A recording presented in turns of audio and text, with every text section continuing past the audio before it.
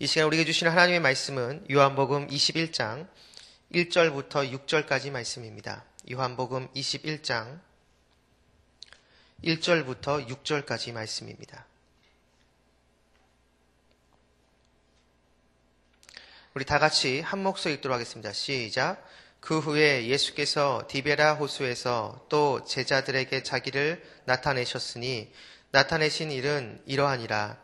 시몬 베드로와 디두모라 하는 도마와 갈릴리 가나 사람 나다나엘과 세베대의 아들들과 또 다른 제자 둘이 함께 있더니 시몬 베드로가 나는 물고기 잡으러 가노라 하니 그들이 우리도 함께 가겠다 하고 나서서 배에 올랐으나 그날 밤에 아무것도 잡지 못하였더니 날이 새어갈 때에 예수께서 바닷가에 서셨으나 제자들이 예수인 줄 알지 못한지라.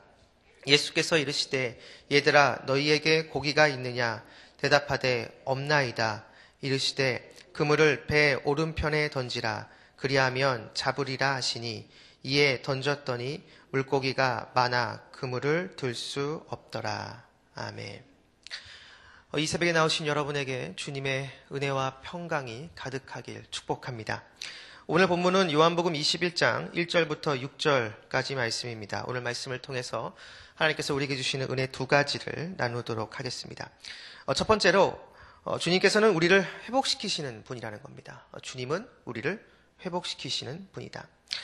오늘 요한복음 21장의 내용은 부활 이후에 있었던 사건을 보여줍니다. 제자들이 다시 갈릴리로 돌아갑니다.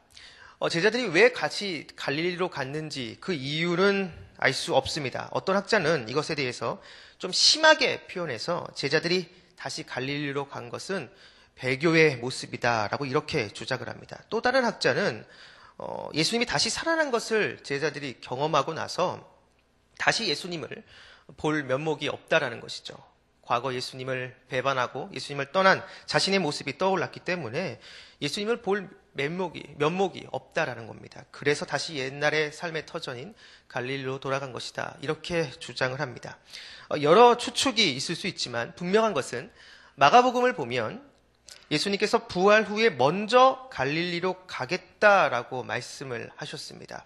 아마도 제자들은 예수님의 이 말씀, 이 명령에 순종해서 다시 갈릴리로 간 것으로 볼 수가 있습니다. 그렇다면 왜 주님은 다시 갈릴리로 제자들에게 가라고 명령하셨는가? 저는 개인적으로 이 내용을 이렇게 보고 싶습니다. 예수님께서 제자들에게 다시 갈릴리로 가라라고 명령하신 것은 제자들을 다시 회복시키겠다는 의도로 이렇게 말씀하셨다라는 겁니다. 여러분이 잘 아시는 것처럼 갈릴리는 제자들이 예수님과 처음 만난 장소입니다. 갈릴리에서 사역을 한참 하시고 나서 예루살렘으로 가신 것이죠.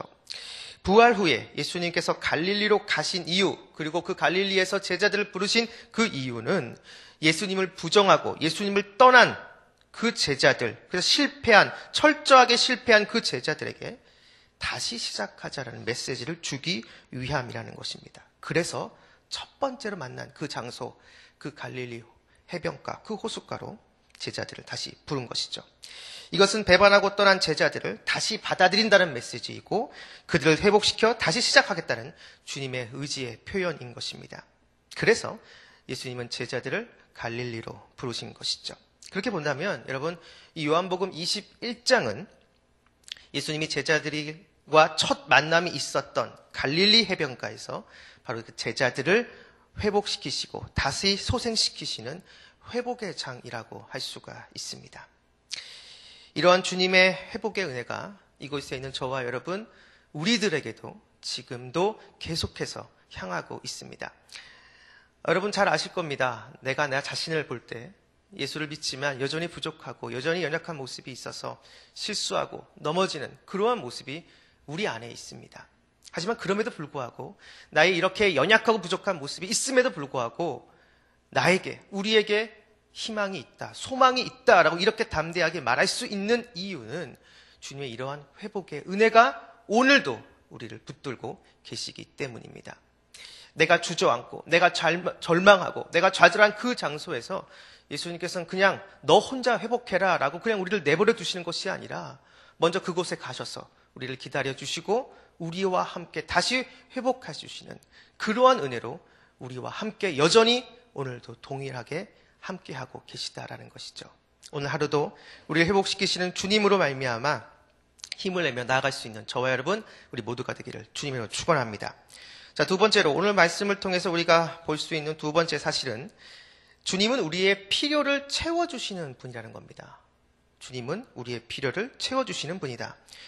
오늘 사건이 벌어진 장소를 1절을 보면 디베랴 호수라고 말을 합니다. 이 디베랴 호수는 우리가 잘 아는 갈릴리 호수의 다른 말입니다.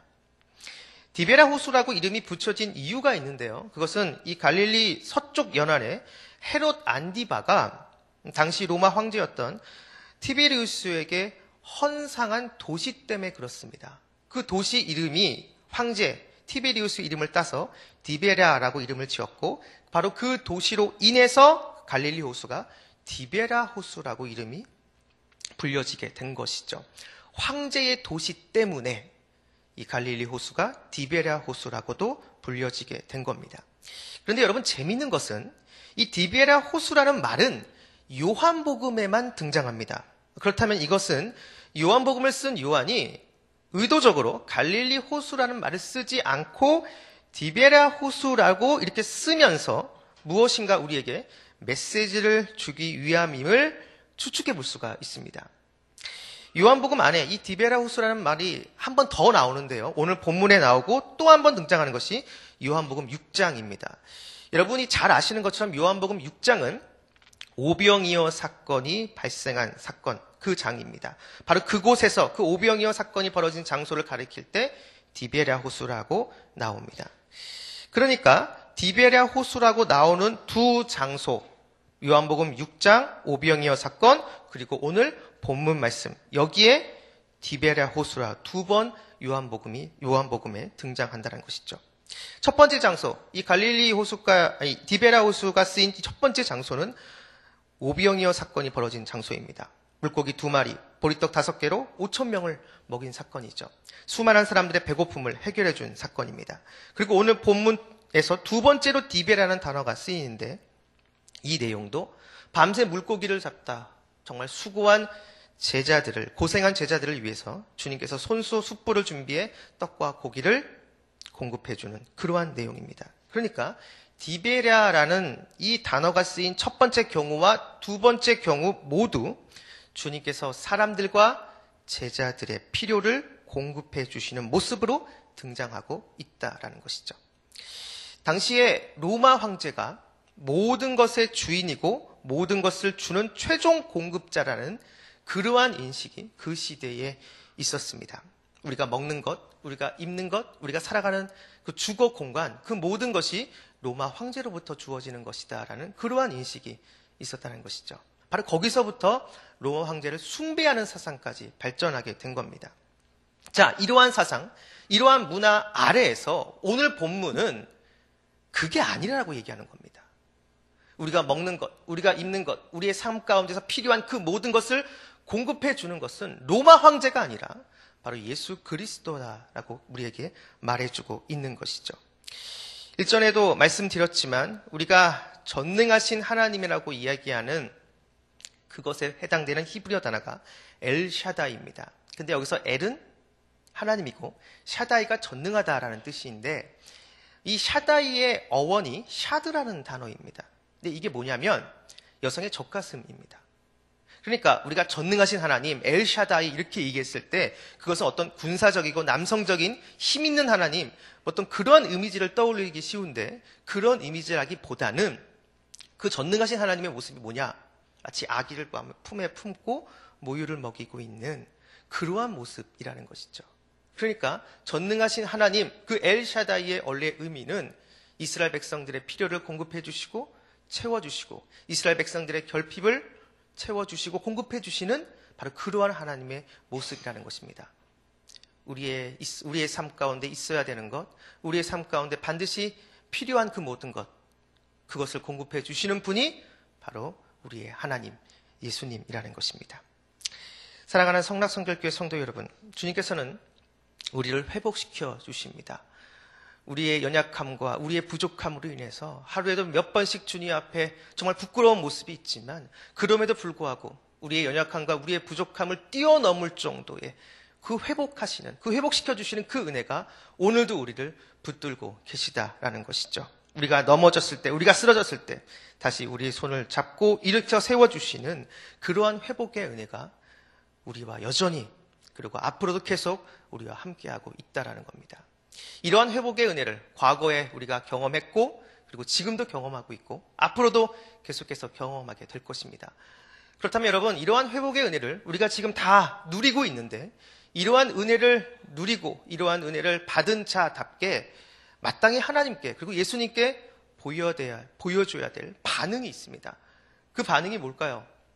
여러 가지가 있을 수 있겠지만 여러분, 적어도 오늘 본문의 근거에서 이야기를 한다면 우리의 필요와 우리의 결핍을 채워주시는 분은 바로 예수님입니다 라고 이렇게 고백하는 것입니다.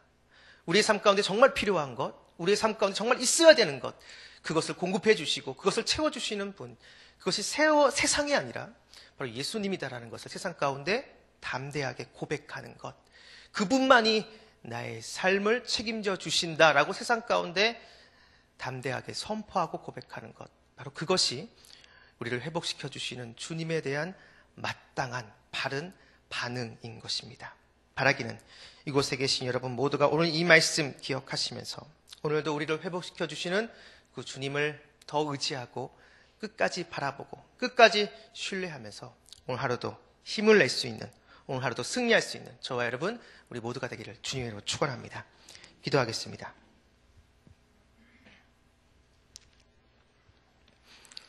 참 좋으신 아버지 하나님, 우리 안에 여전히 부족함과 허물, 연약함을 볼 때 우리 안에 어떠한 희망과 소망이 없음을 고백합니다. 그러나 그럼에도 불구하고 우리에게 희망과 소망이 있다라고 담대하게 고백할 수 있는 이유는 이 순간에도 나와 함께 하시며 나를 회복시켜 주시는 주님의 은혜가 있기 때문입니다. 이 사실을 잊지 않고 내 삶을 책임져 주시는 주님을 더욱더 의지하고 신뢰하며 나아갈 수 있는 믿음을 허락하여 주시옵소서. 오늘 하루의 첫 시작입니다. 오늘 하루 동안 이곳에 계신 모든 분들과 주님 함께 해주셔서 오늘 하루 길의 위험과 사람의 위험과 여러 환경의 위험 가운데 우리를 지켜주시며 무엇보다 우리 마음 가운데 우리를 끊임없이 유혹하는 음란과 거짓과 교만과 탐욕의 유혹으로부터 우리를 건져 주시옵소서. 감사드리며 예수님의 이름으로 기도했습니다. 아멘. 오늘 공동기도문은 봉사입니다. 우리에게 서로 사랑하는 마음을 더욱 부어주옵소서. 교회 안에 작은 교회들을 넉넉하게 축복하옵소서.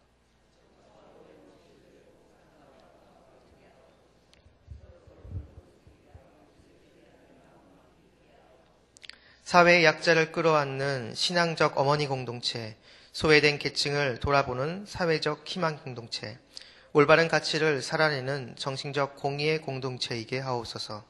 우리 교회가 여기 있어 지역사회와 시대가 복되게 하옵소서. 아멘. 주기도문 하시겠습니다. 하늘에 계신 우리 아버지, 아버지의 이름을 거룩하게 하시며 아버지의 나라가 오게 하시며 아버지의 뜻이 하늘에서와 같이 땅에서도 이루어지게 하소서. 오늘 우리에게 일용할 양식을 주시고 우리가 우리에게 잘못한 사람을 용서하여 준 것 같이 우리 죄를 용서하여 주시고 우리를 시험에 빠지지 않게 하시고 악에서 구하소서. 나라와 권능과 영광이 영원히 아버지의 것입니다. 아멘.